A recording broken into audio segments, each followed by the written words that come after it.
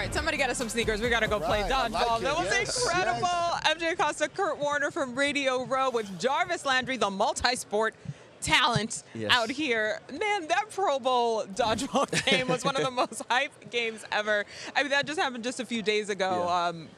I get sore just walking up the stairs, so I can't imagine you guys doing a whole season and then playing dodgeball. Like, just kids outside. It looks so fun. Yeah, really. I mean, kind of like the highlight of my Pro Bowl right there. You know, outside of the game, having an opportunity to just have fun and play a kids game again. So, do you like that about the Pro Bowl? I mean, we've had a lot of questions about what should the Pro Bowl be? Yeah. Where do we go from here? And they've done a great job with bringing in all these skills challenges and the dodgeball. Yeah. Do you enjoy the week leading up to Pro Bowl because of what they've done? Yeah, I mean, it's amazing, you know, and every year they try to make it a little bit different. They try to make it better for us, easier for us, you know, but also challenging enough for the fans to be able to participate and, you know, see us having fun. So it's a great deal. Did you grow up playing dodgeball? I did. I know that was one of my favorite activities. Every time we went to gym class, like, can we play dodgeball? Yeah, we didn't really play dodgeball. No?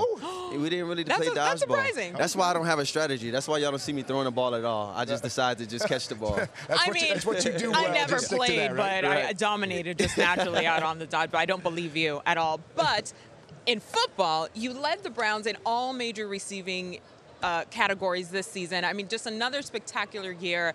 And you guys are really starting to kind of form this gel. So what is it now like in the offseason when you think about your team and what's coming up next year for you? I think the biggest thing for us is just trying to get healthy. You know, it's a long season, and in the NFL, you know, it's 100% injury rate, you know, and we had a lot of guys banged up this year, and so it's great. You know, we're making changes. We got a new head coach, you know, and trying to figure out, you know, who we want to be, who we're going to be, and get all the guys back and get ready to roll again. Have you had a chance to meet your new coach? First impressions, what excites you about the new regime?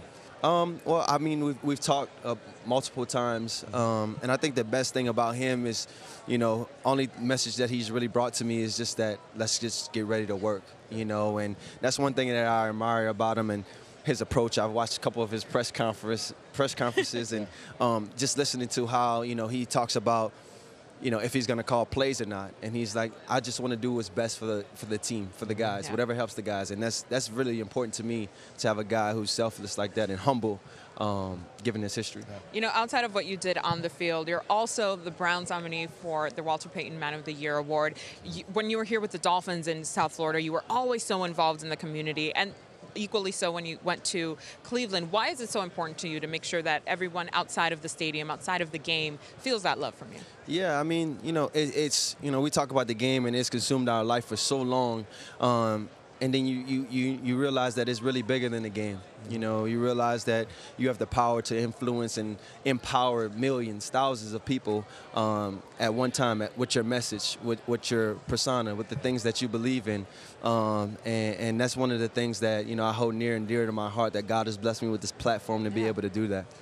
And where does that mindset come from? Was there somebody in your life early on? Was there a player when you came into the league that was doing that? What inspired you to say, hey, I understand this is a platform that's way bigger than me. I have to make sure I do something with it.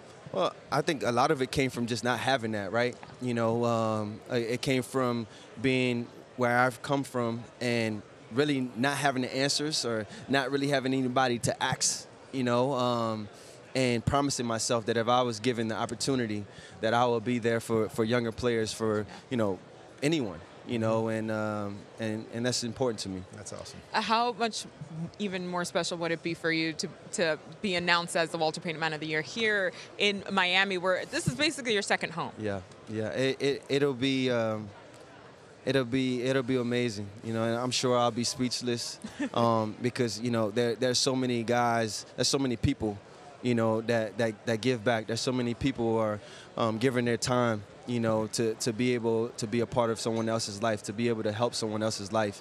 And I'm sad that it has to go to one person. Right. You know, there's so many people that deserve it. Yeah, that's awesome. It's one of those moments, I think, where when you see all of the nominees standing together, it transcends what everybody sees beyond the X's and O's. Have you been able to interact and talk with some of the other nominees this week? Yeah, I have been able to talk to, you know, former winners of it, you know, of Walter Payton Man of the Year, and guys that are nominated. And again, you know, it's one award that I wish can go to everybody. Right. You know, But, you know, we'll see.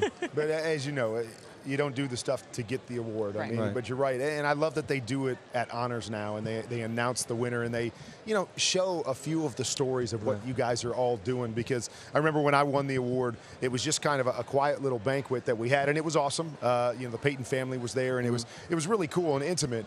But I just think we need to shine a light on more of the guys that do incredible things, because we've got a league full of those guys. And yes, we'll point to some of the negative things that happen, but there are so many great guys doing great things around the league. Absolutely. You know, and again, you know, it's easy to always, you know, look at stats, look at wins, look at, you know, Super Bowl and things like that. And all of that definitely plays a part into, you know, the people that's influencing and have the power and the platform to be able to create change and help others, you know. And I'm just honored to have the platform and be here. Awesome. What else are you getting into this week? Are you playing host a little bit, showing people around?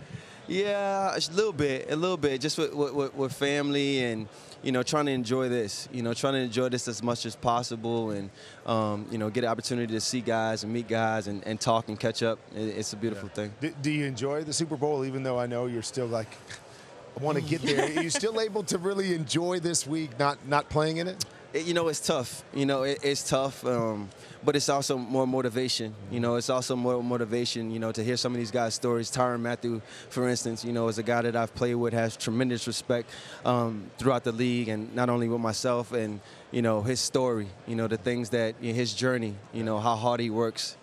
And that's something that, you know,